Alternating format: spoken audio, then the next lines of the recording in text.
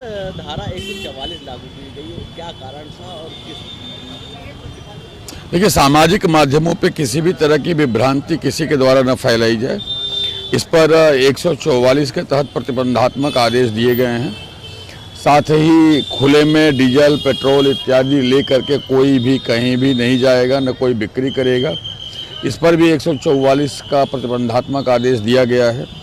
साथ ही एक तीसरा आदेश भी दिया गया है कि यदि कोई व्यक्ति कहीं का भी अगर कानपुर नगर में किसी के द्वारा अपने घर में रेंटेड एकोमोडेशन के रूप में, पेइंग गेस्ट के रूप में अपने लॉज में रखा जाता है, तो उसकी सूचना वो थाने को देंगे और वो चाहे व्हाट्सएप से दें, मेल से दें, वो खुद हार्ड कॉपी ले आके पहुँचाएँ, ये उनकी नैतिक जिम्मेदारी है। और इसके लिए भी 144 के तहत प्रतिबंधात्मक आदेश देते हुए सुनिश्चित किया गया है कि यदि इसका वायलेशन किया जाएगा तो 188 के तहत इस पर कार्रवाई भी की जाएगी। ये सारी चीज़ें अमन पसंद हमारी जो आवाम है यहाँ पे, उसको किसी प्रकार की तकलीफ़ ना हो।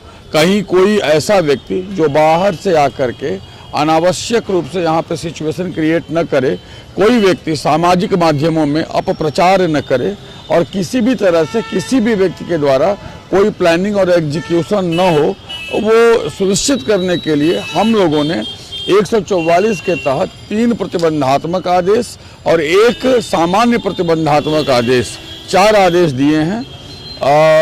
यह भी हम सुनिश्चित कर रहे हैं कि कई बार ऐसा होता है कि अराजक तत्व, ऐसे तत्व जिनका ऑब्जेक्टिव चीज़ों को बिगाड़ना होता है, उनकी अलग मंशा होती है, ऐसे लोग जो है वो हमारे समाज के भीतर आ करके अमन पसंद आवाम को परेशान करने के उद्देश्य से तमाम चीज़ें कर देते हैं।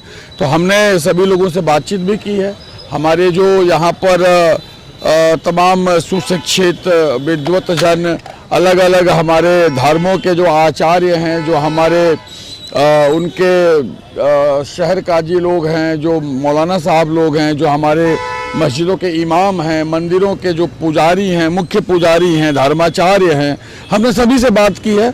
हमने समाज के अलग अलग संगठनों से भी बात की और हमने सुनिश्चित करने का प्रयास किया है कि अमन पसंद आवाम जो है, शांति पसंद लोग जो है, शांति प्रिय लोग जो हैं, वो आगे रहें, वो नेतृत्व करें और हम उन सभी मैकेनिज्म को ऑन ग्राउंड इम्प्लीमेंट एग्जीक्यूट कर रहे हैं।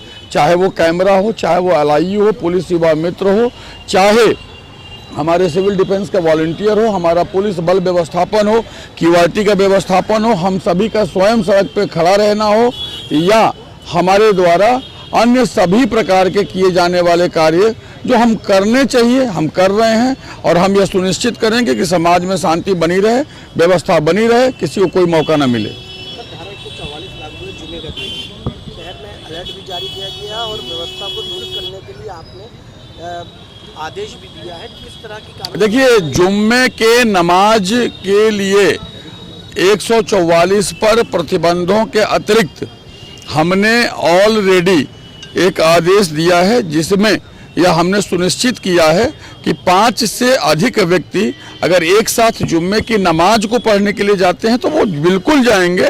ये हमारी जो है धार्मिक परंपरा है और ये अति पवित्र मान्यता है।